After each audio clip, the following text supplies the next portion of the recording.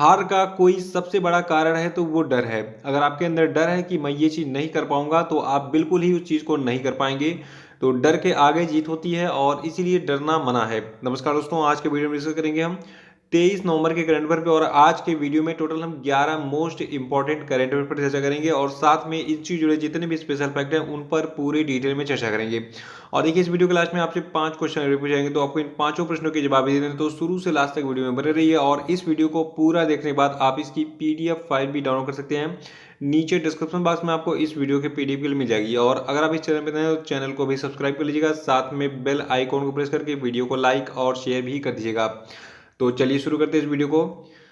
देखिए, आज के करंट अफेयर का पहला प्रश्न है कि हाल ही में किस भारतीय कंपनी ने कोविड-19 वैक्सीन जिसका नाम है कोवा वैक्सीन के तीसरे चरण का परीक्षण शुरू कर दिया है। तो देखिए, कोवा वैक्सीन को बना रही है भारत बायोटेक कंपनी और इसका जो परीक्षण ये स्टेज 3 में चल रहा है, यानी कि इसका तीसरे चरण का परीक्षण अभी हाल ही में शुरू हो गया है।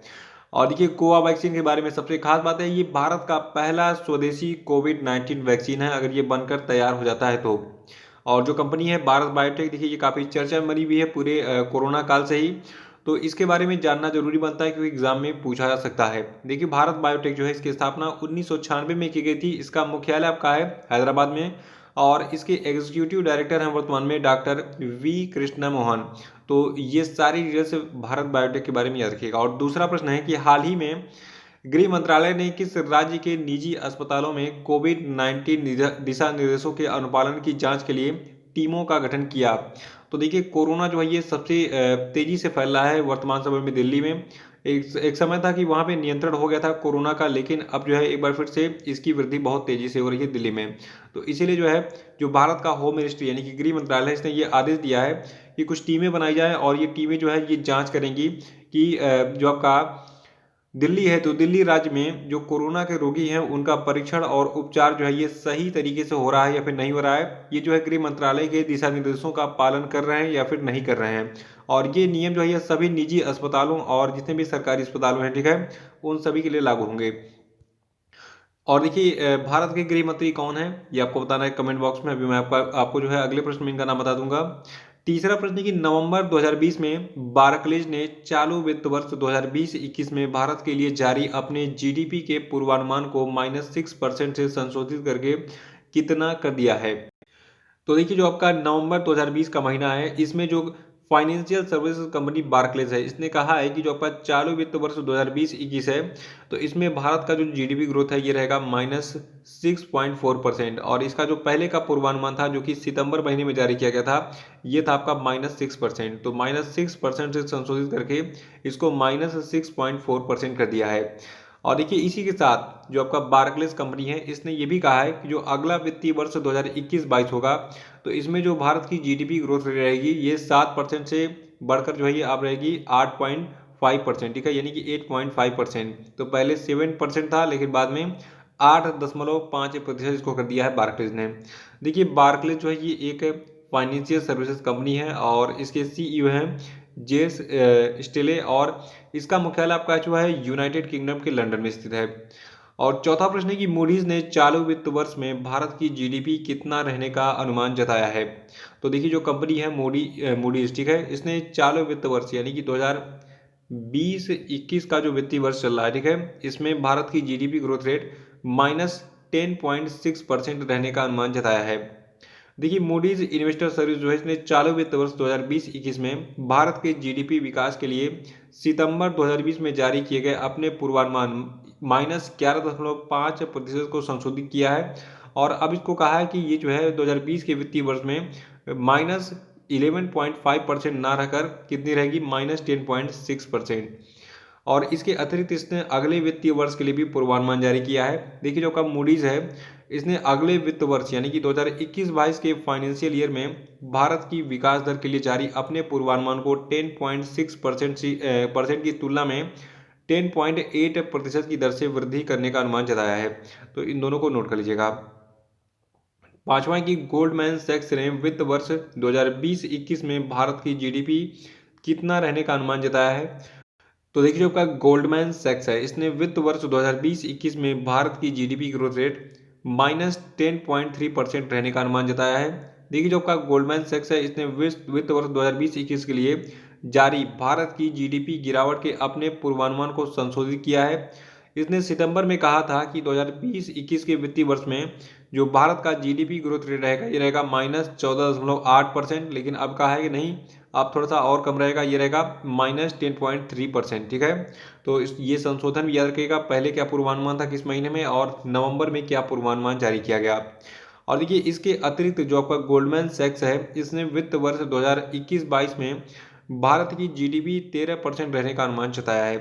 देखिए ये तीनों जो कंपनियां हैं, फाइनेंशियल सर्विस कंपनियां, इन तीनों का जो पूर्वानुमान है मैंने बताया आपको, इसको नोट कर लीजिएगा। इन तीनों में से आपको एक प्रश्न एग्जाम में जरूर मिलेगा। छठवां प्रश्न की हाल ही में भारतीय रिजर्व बैंक ने ऋणदाताओं की वित्तीय स्थिति में आई गंभीर गिरावट के कारण किस बैंक को 1 महीने यानी कि 30 दिनों के लिए अभी हाल ही में मोरेटोरियम के अंतर्गत रखने का आदेश जारी किया है। तो देखिए अभी हाल ही में भारतीय रिजर्व बैंक जो है इसने ऋणदाताओं की वित्तीय स्थिति में आई गंभीर गिरावट के कारण जो आपका लक्ष्मी विलास बैंक है, इसको 1 महीने यानी कि 30 दिन के लिए मोरेटोरियम के अंतर्गत रखने का आदेश जारी किया है। देखिए मोरेटोरियम के अंतर्गत रखने के बाद इस बैंक के जो जमाकर्ता होंगे यानी कि लक्ष्मी विलास बैंक के जो जमाकर्ता होंगे, उनके लिए नकदी निकालने की जो सीमा है ये 25,000 रुपये पर प्रतिबंधित कर दी गई है। यानी कि अब बैंक के जो कस्टमर होंगे ये जो है 25,000 रुपये तक की राशि ही बैंक से निकाल पाएंगे। और जो आपका लक्ष्मी विलास बैंक है ये कहाँ पे स्थित है, देखिए इसका मुख्यालय आपका जो है तमिलनाडु के चेन्नई में स्थित है और इसकी स्थापना 1926 में हुई थी और इसके अध्यक्ष हैं अवतार सिंह मुंगा। सातवां की हाल ही में किस राज्य में स्टैचू ऑफ पीस का अनावरण किया गया। देखिए ये स्टैचू ऑफ यूनिटी आपका गुजरात के केवड़िया में स्थित है और स्टैचू ऑफ पीस जो है इसका अनावरण अभी हाल ही में राजस्थान राज्य में किया गया है। और ये किसकी प्रतिमा है ये मैं आपको डिटेल में बताऊंगा, एक एक पॉइंट को आपको नोट करना है, एक एक पॉइंट एक एक प्रश्न के रूप में एग्जाम में पूछा जाएगा। देखिए अभी हाल ही में प्रधानमंत्री मोदी ने जो आपके जैनाचार्य यानी कि जैन धर्म के आचार्य हैं श्री विजय वल्लभ सुरीश्वर जी, ठीक है, तो विजय वल्लभ सुरीश्वर जी महाराज के सम्मान में इनकी बनाई गई प्रतिमा जिसका नाम रखा गया है शांति की प्रतिमा यानी कि स्टैचू ऑफ पीस का अनावरण किया है।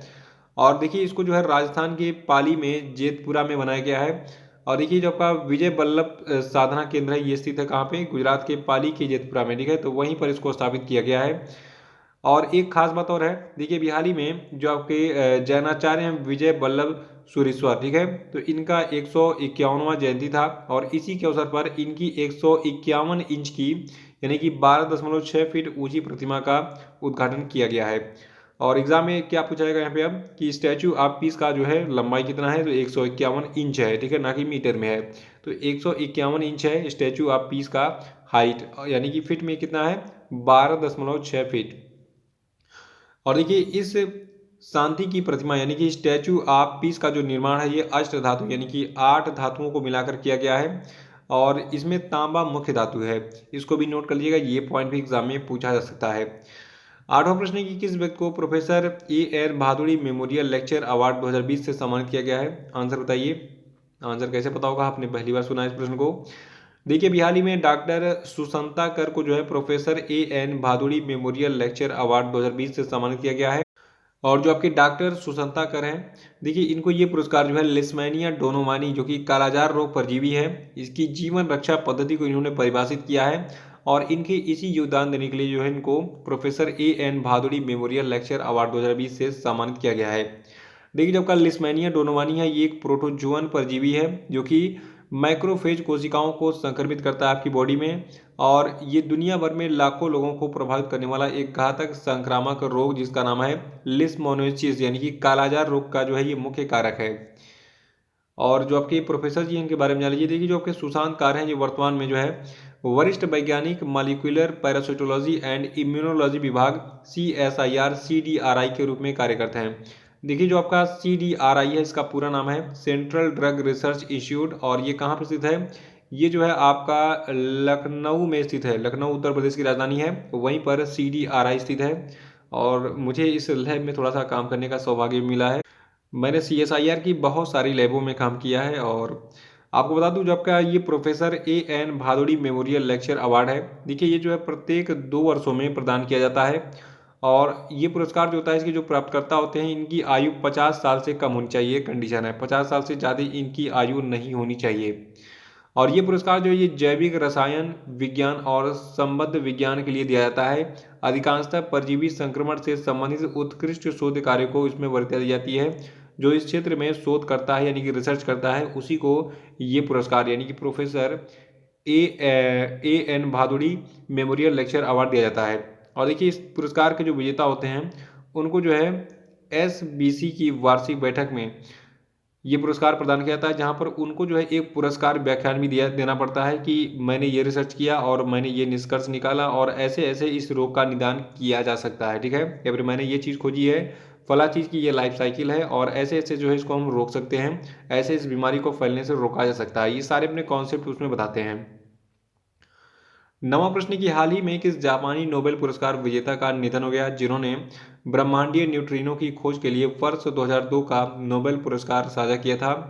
तो देखिए अभी हाल ही में एक जापानी नोबेल पुरस्कार विजेता थे जिनका नाम था मासाओशी कोशिबा। तो देखिए न्यूट्रिनो के बारे में भी एग्जाम में कई बार पूछा गया, मैं आपको बताऊंगा अभी। देखिए हम बात कर रहे हैं न्यूट्रिनो की खोज के लिए जो आपका वर्ष 2002 का नोबेल पुरस्कार था, ठीक है। तो इसको साझा किसने किया था? मासाओशी कोशिबा का।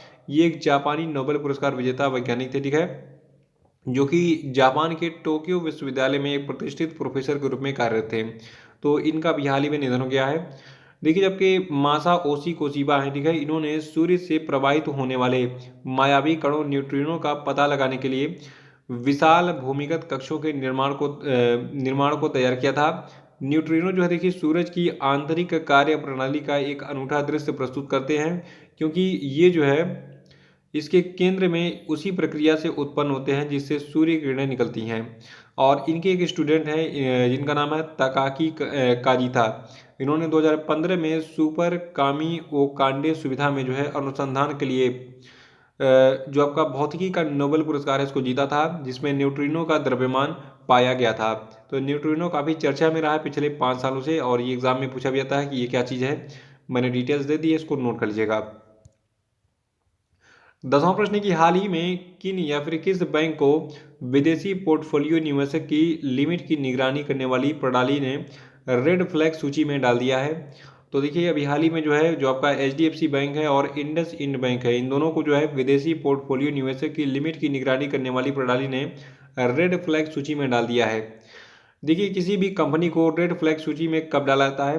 देखिए किसी भी कंपनी को या फिर बैंक को रेड फ्लैग सूची में तब डाला जाता है जब उसके पास विदेशी निवेश उपलब्ध विरासत अनुमेय सीमा 3% से कम हो। देखिए विदेशी पोर्टफोलियो निवेशक जो है ये HDFC बैंक और इंडस इंड बैंक दोनों में जो है 74% तक निवेश कर सकते हैं, लेकिन ये सीमा कम हो गई है इसलिए इनको जो है रेड फ्लैग सूची में डाल दिया गया है। 11वां प्रश्न है कि स्टेट बैंक ऑफ मॉरिशस की पूर्ण स्वामित्व वाली सहायक कंपनी SBM बैंक इंडिया ने नियो बैंकिंग प्लेटफॉर्म को लॉन्च करने के लिए बिहारी में किसके साथ में साझेदारी की है? तो देखिए जो आपका स्टेट बैंक ऑफ मॉरिशस है अब हाल में इसने जो है एक फिनटेक स्टार्टअप है पे नियर बाय, ठीक है, तो इसके साथ में साझेदारी की है किस लिए? नियो बैंकिंग प्लेटफॉर्म को लॉन्च करने के लिए। और ये जो साझेदारी है देखिए ये साझेदारी बैंकों को माइक्रो एंटरप्राइजेज और रिटेल पॉइंट्स के पे नियर बाई के नेटवर्क के माध्यम से डिजिटल और असिस्टेड बैंकिंग सॉल्यूशन की पूरी पेशकश करने में सक्षम बनाएगा। और हम बात करें अगर SBM बैंक इंडिया लिमिटेड की, देखिए इसका मुख्यालय आपका मुंबई में स्थित है और इसके MD और CEO हैं सिद्धार्थ रथ और इसका परिचालन भारत में चल रहा है 1 दिसंबर 2018 से।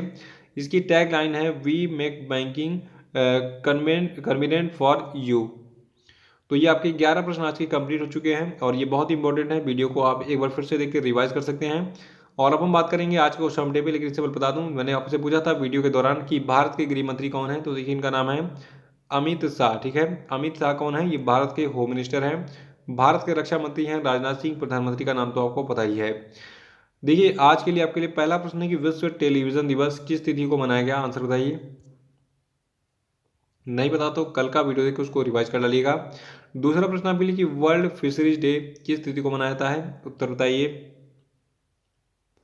और तीसरा प्रश्न आपके लिए कि राष्ट्रीय नवजात सप्ताह 2020 कब मनाया गया? आंसर बताइए। चौथा है कि हाल ही में विश्व बैंक ने किस राज्य सरकार के साथ में कनेक्टिविटी सुधार के लिए 120 मिलियन डॉलर की परियोजना पर हस्ताक्षर किया? उत्तर बताइए। और पांचवा की हाल ही में किस राज्य में स्थित कोहिमा के उत्तर पुलिस स्टेशन को ISO सर्टिफिकेशन दिया गया है? आंसर बताइए। तो इसी के साथ आज का करंट अफेयर्स समाप्त होता है। कल फिर मिलेंगे। कल के अनुसार वीडियो को लाइक और शेयर करिएगा। जो लोग नए हैं वो चैनल को सब्सक्राइब कर लेंगे। तो इसी के साथ जय हिंद, जय भारत।